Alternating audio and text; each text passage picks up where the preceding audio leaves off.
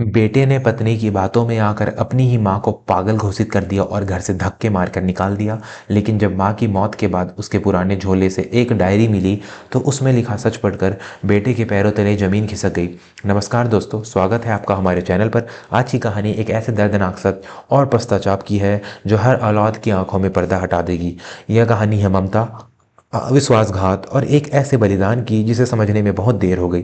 तो चलिए कहानी शुरू करते हैं। 60 वर्षीय सावित्री देवी अपने गांव के पुराने पुश्तैनी मकान में बड़े सुकून से रह रही थी। पति के गुजर जाने के बाद उसकी यादें और गांव की मिट्टी ही उनका सहारा थी। उनका बेटा आलोक शहर में एक बहुत बड़ी कंपनी में ऊंचे पद पर काम करता था। आलोक अपने माता पिता का इकलौता बेटा था और अपनी माँ से बहुत प्यार करता था। लेकिन काम के बोझ और शहर की चकाचौंध में वह गांव कम ही आ पाता था। एक दिन आलोक अचानक अपनी बड़ी सी गाड़ी लेकर गांव पहुंचा। बेटे को इतने महीनों बाद देखकर सावित्री देवी का चेहरा खिल उठा। उन्होंने तुरंत अपने आंचल से उसका माथा पोंछा और बोली, अरे बेटा, तू अचानक खबर कर देता तो मैं तेरे पसंद की खीर बना लेती। आलोक ने माँ के पैर छुए और कहा, माँ, अब तुम्हें यहाँ अकेले रहने की ज़रूरत नहीं है। मैंने शहर के बहुत बड़ा फ्लैट ले लिया है। अब तुम तुम्हारी बहू नीता और पोते चिंटू के साथ वहीं रहोगी। मैं तुम्हें लेने आया हूँ। सावित्री देवी को अपना पुराना घर छोड़ने का मन तो नहीं था, लेकिन बेटे के प्यार और पोते के मोह के आगे वह झुक गई। उन्होंने अपनी गृहस्थी समेटी, पुराने घर को ताला लगाया और नम आंखों से उस दहलीज को अलविदा कहकर बेटे के साथ शहर आ गई। शहर का घर वाकई किसी महल से कम नहीं था। संगमरमर के फर्श, दीवारों पर महंगी पेंटिंग और हर कमरे में एसी। लेकिन इस चमक दमक के बीच कुछ ऐसा था जो सावित्री देवी को खटक रहा था, और वह था उनकी बहू नीता का व्यवहार। नीता एक आधुनिक विचारों वाली महिला थी। उसे अपनी किटी पार्टी, शॉपिंग और दोस्तों के साथ घूमना पसंद था। घर में सास का आना उसे अपनी आज़ादी में खलल जैसा लगा। पहले 2-4 दिन तो सब ठीक रहा, लेकिन धीरे धीरे नीता के तेवर बदलने लगे। एक सुबह जब सावित्री देवी पूजा कर रही थी, नीता जोर जोर से सैंडल बजाती हुई आई और बोली, माँ जी, प्लीज़ अपनी घंटी की आवाज़ थोड़ी धीरे रखिए, मेरी नींद खराब होती है और चिंटू भी डर जाता है। सावित्री देवी ने सहमते हुए घंटी रख दी। माफ़ करना बहू, मुझे लगा तुम जाग गई हो। कहानी में आगे बढ़ने से पहले दोस्तों, अगर आप भी अपनी माँ से प्यार करते हैं और मानते हैं कि माँ का स्थान भगवान से ऊपर होता है, तो अभी हमारे चैनल को सब्सक्राइब कर लें और बेल आइकन दबाना न भूलें। समय बीतता गया। आलोक सुबह निकल जाता और रात को देर से लौटता। घर में दिन भर सावित्री देवी और नीता ही रहते। नीता को एक बुटीक खोलने का शौक था, जिसके लिए उसे एक बड़ी रकम की जरूरत थी। आलोक ने साफ कह दिया था कि अभी उसके पास इतने पैसे नहीं हैं। नीता की नज़र अब गांव वाली उस पुश्तैनी जमीन और हवेली पर थी जो सावित्री देवी के नाम थी। एक रात खाने की मेज पर नीता ने बात छेड़ी, आलोक, वो गांव वाला घर तो वैसे भी खाली पड़ा है, क्यों ना हम उसे बेच दें। उससे जो पैसा आएगा उससे मेरा बुटीक खुल जाएगा और हम एक नई कार भी ले लेंगे। सावित्री देवी के हाथ रुक गए। उन्होंने गंभीर स्वर में कहा, नहीं बहू, वह घर तुम्हारे ससुर की आखिरी निशानी है। उन्होंने मरते वक्त मुझसे वादा किया लिया था कि उस घर को कभी बिकने नहीं देना। वह हमारी जड़ों की पहचान है। जब तक मैं जिंदा हूं वह घर नहीं बिकेगा। नीता ने चम्मच पटक दिया और पैर पटकती हुई कमरे में चली गई। आलोक चुपचाप खाना खाता रहा, लेकिन उसे अंदाजा नहीं था कि वह चुप्पी उसके जीवन में कितना बड़ा तूफान लाने वाली है। उस दिन के बाद से नीता ने एक भयानक योजना बनाई। वह जानती थी कि अगर सावित्री देवी को रास्ते से हटाना है तो उन्हें आलोक की नज़रों में गिराना होगा, और इसका सबसे आसान तरीका था उन्हें मानसिक रूप से बीमार साबित करना।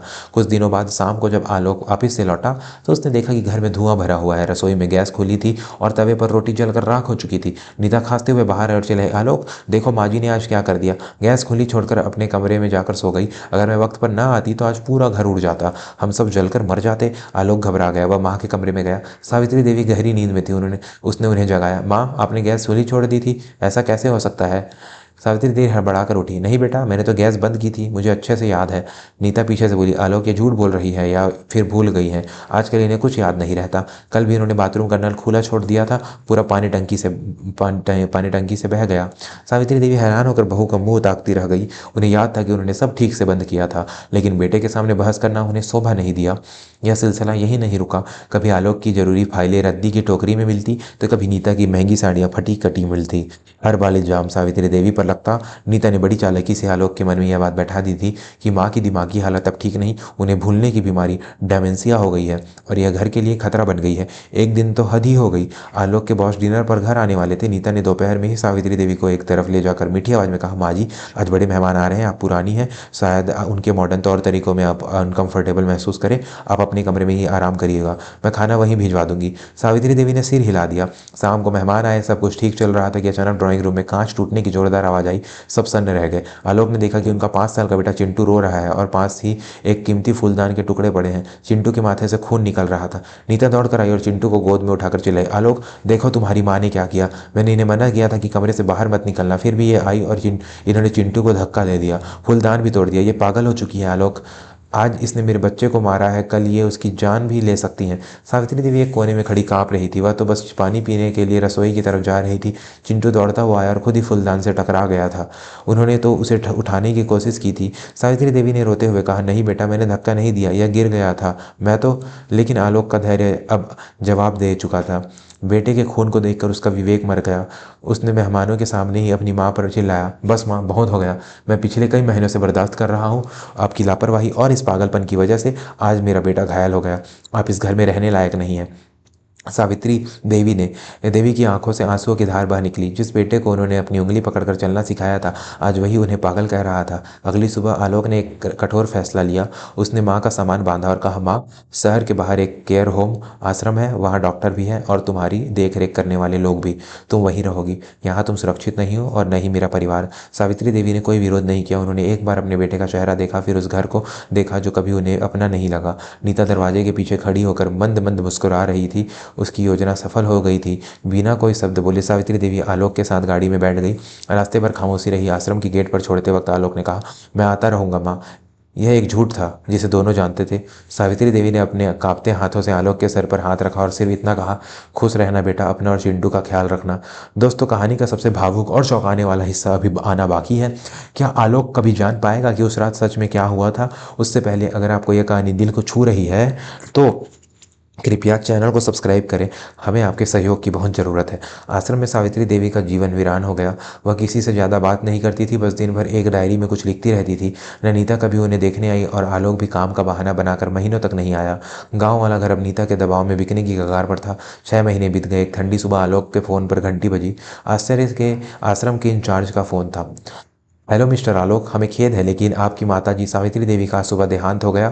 वह नींद में ही चल बसी। आलोक के पैरों तले जमीन खिसक गई। तमाम दूरियों के बावजूद वह उसकी माँ थी। ग्लानि और अफसोस का एक तूफान उसके अंदर उठ खड़ा हुआ। वह तुरंत आश्रम पहुंचा। वहाँ माँ का पार्थिव शरीर सफ़ेद चादर में लिपटा हुआ था। चेहरे पर वही शांति थी जो बचपन में उसे सुलाते वक्त होती थी। अंतिम संस्कार के बाद आश्रम के इंचार्ज ने आलोक को एक पुराना घिसा पिटा झोला सौंपा। यह उनका सामान है और हाँ, यह डायरी वह इसे हमेशा अपने सीने से लगाकर रखती थी। उन्होंने कहा था कि मेरे मरने के बाद यह सिर्फ मेरे बेटे को देना। आलोक घर लौटा। नीता अभी भी कृत्रिम अफसोस जता रही थी, लेकिन उसकी आंखों में घर बिकने की और सास के जाने की राहत साफ दिख रही थी। रात को अपने कमरे में अकेले बैठकर आलोक ने वह डायरी खोली। पहले पन्ने पर कांपती हुई लिखावट में लिखा था, मेरे प्यारे बेटे आलोक के लिए। आलोक पढ़ने लगा, बेटा आलोक, जब तुम ये पढ़ रहे होगे मैं इस दुनिया में नहीं होंगी। मुझे तुमसे कोई शिकायत नहीं है। एक माँ अपने बच्चे से कभी नाराज़ नहीं हो सकती। लेकिन आज मैं तुम्हें वो सच बताना चाहती हूँ जिसे मैं जीते जी नहीं बता पाई, क्योंकि मैं तुम्हारा घर टूटते हुए नहीं देख सकती थी। बेटा, मैं पागल नहीं थी और न ही मुझे भूलने की बीमारी थी। उस दिन गैस मैंने खुली नहीं छोड़ी थी, वह नीता ने छोड़ी थी ताकि वह मुझ पर इल्ज़ाम लगा सके। मैंने उसे फ़ोन पर अपनी सहेली से बात करते सुना था कि उसे जुए गैम्बलिंग में बहुत बड़ा घाटा हुआ है और उस पर कर्ज चढ़ा है। वह गाँव वाला घर बुटीक के लिए नहीं बल्कि अपना जुए का कर्ज चुकाने के लिए बेचना चाहती थी। मैंने अपनी साड़ियाँ खुद नहीं फाड़ी और न ही मैंने चिंटू का धक्का दिया था। चिंटू दौड़ रहा था और नीता अपने फ़ोन में इतनी व्यस्त थी कि उसने ध्यान नहीं दिया। जब वह गिरा तो अपनी गलती छुपाने के लिए उसने सारा दोष मुझ पर मढ़ दिया। मैं चुप रही क्योंकि अगर मैं सच बोलती तो तुम अपनी पत्नी पर शक करते, तुम्हारे रिश्ते में दरार आ जाती। मैं नहीं चाहती थी कि मेरे पोते के सिर से माँ का साया उठे और तुम्हारा तलाक हो। मैंने अपना अपमान, पागल होने का कलंक और वृद्धाश्रम का वनवास सब कुछ चुपचाप स्वीकार कर लिया, सिर्फ तुम्हारी गृहस्थी बचाने के लिए। लेकिन बेटा, मेरी एक आखिरी सलाह है। अंधा विश्वास इंसान को बर्बाद कर देता है। अपने घर की नींव को संभाल लेना। तुम्हारी अभागी माँ। डायरी के आखिरी पन्ने पर एक मुड़ी हुई पर्ची थी। आलोक ने उसे खोला। वह एक गिरवी रखने की रसीद थी। नीता ने आलोक की तिजोरी से खानदानी कंगन चुराकर गिरवी रखे थे, जिसकी तारीख उस दिन की थी जिस दिन घर में चोरी का नाटक हुआ था और इल्ज़ाम काम वाली पर लगाने की कोशिश की गई थी। आलोक का पूरा शरीर कांपने लगा। उसकी आंखों से आंसुओं का सैलाब बह निकला। वह जोर जोर से रोने लगा, माँ, ओ माँ, मैंने क्या कर दिया? मैंने एक देवी को घर में निकाल दिया और उस नागिन को गले लगा कर रखा। उसकी रोने की आवाज़ सुनकर नीता कमरे में आई। क्या हुआ आलोक, क्यों चिल्ला रहे हो? आलोक ने अपनी लाज सूझी लाल सूजी हुई आंखों से नीता को देखा। वह नजरें अब प्यार की नहीं नफरत की आग उगल रही थी। वह उठा और नीता के गाल पर एक जोरदार तमाचा मारा। नीता, निकल जाओ मेरे घर से अभी इसी वक्त। नीता गाल पर हाथ रखकर सन्न रह गई। आलोक ने वह डायरी और गिरवी की रसीद उसके मुंह पर फेंकी। मैंने सब जान लिया है। तुम मेरी माँ को पागल साबित करती रही और असल में पागल मैं था जो तुम पर भरोसा करता रहा। तुमने मेरे ही घर को लूटने के लिए मेरी माँ की बलि चढ़ा दी। नीता ने माफ़ी मांगनी चाहिए, गिड़गिड़ाई, लेकिन आलोक ने उसे धक्के मारकर घर से बाहर निकाल दिया। उसने साफ कह दिया कि अब वह कोर्ट में उससे मिलेगा। उस रात आलोक खाली घर में माँ की उस पुरानी साड़ी को सीने से लगाकर बच्चों की तरह रोया। उसे अपनी माँ तो वापस नहीं मिल सकती थी, लेकिन उसने कसम खाई कि वह गांव वाले उस घर को कभी नहीं बेचेगा और वहाँ एक वृद्धाश्रम बनवाएगा, ताकि किसी और माँ को अपनी ही औलाद का द्वार ठुकराया न जाए। दोस्तों, यह कहानी हमें सिखाती है कि माता पिता हमारी वो छत हैं जो धूप, बारिश और तूफान खुद झेल कर हमें सुरक्षित रखते हैं। पत्नी या पति जीवन साथी होते हैं, लेकिन उनसे कहने पर उन माता पिता को मत ठुकराओ जिन्होंने तुम्हें दुनिया दिखाई। आंखों देखी पर भी कभी कभी परख की जरूरत होती है। आपको यह कहानी कैसी लगी हमें कमेंट करके ज़रूर बताएं। क्या आलोक ने नीता को घर से निकालकर सही किया? अपनी राय ज़रूर लिखें। ऐसे ही दिल को छू लेने वाली कहानियों के लिए हमारे चैनल को अभी सब्सक्राइब करें, वीडियो को लाइक करें और अपने परिवार के साथ शेयर ज़रूर करें। धन्यवाद।